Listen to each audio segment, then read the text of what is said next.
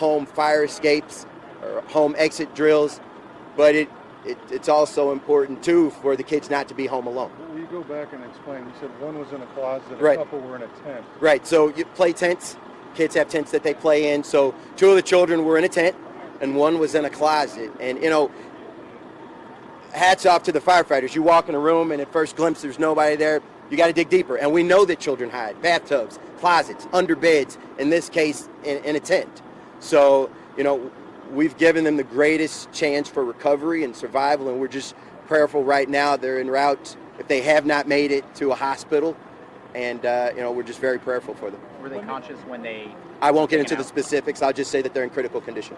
So there is a firehouse a block away from here. Were they the Yes. first unit to respond? They were. They were the first. Let's speak to that specifically, too. For the units coming in, you've got challenges getting in, right? You can't access street not through here.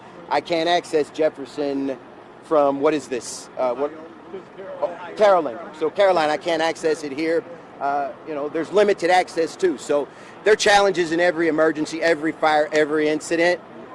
But we adapt and overcome. We've got some pots on the back end here, but that's just one of the challenges that we adapt and overcome in the profession. Is it that the city's fault for blocking these streets off? Why doesn't the fire department get involved in, you know, if you see this, right? And what goes next? So you guys make sure this gets open next time? I'll let the city speak, the aid and department responsible for that.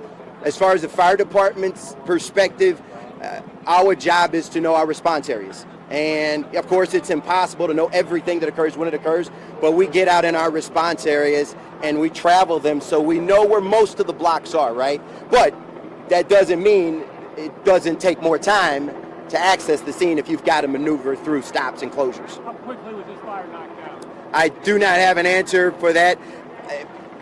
It's not a difficult building to get to once you get to it. I can't tell you minutes and seconds, but very quickly. Is it obvious which part of the building? I mean, was it started in a bedroom or kitchen? Or... Right. So we had visible fire when we pulled up, so we knew what room.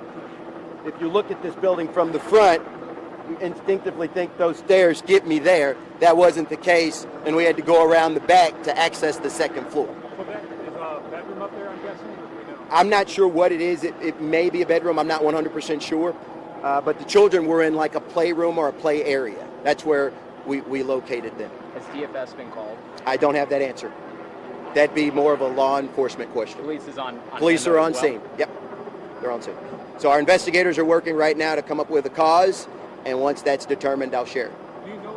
We don't know the relationship of any of these kids. No. And then mom, is she the only adult that had been here earlier? I don't have that question. I don't have that answer, right? So do all the kids live there? I Or don't know that. Okay, we just know. No. We just know that 4 children were located together. Appears that they were hiding, and there were no adults at home with them at the time of the incident. Did mom indicate how long she'd been away from the building? No, we didn't speak as to where she was. I just know that she was not home at the time, so I couldn't answer that either. This must be disturbing for you guys to be on a scene like this, seeing these kids hiding, knowing Right. no one was home to possibly get them out until you guys got there. It is a tough line of work. You know, of late, the chief made a comment several weeks ago about the trauma that first responders face on a day-in, day-out basis. This adds to it, right? I like to think of us all as individual cups, and the more things that you deal with and see, you fill up your cup. So debriefing, if necessary, will be made available. We've got employee assistance for members that need it. So it is a tough job, and we deal with it the best that we can.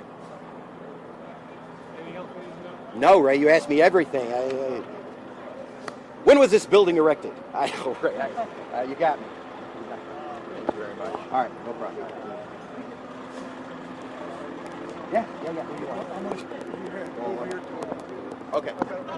Thanks. As soon as I got a cause, I'll call the station. If you want to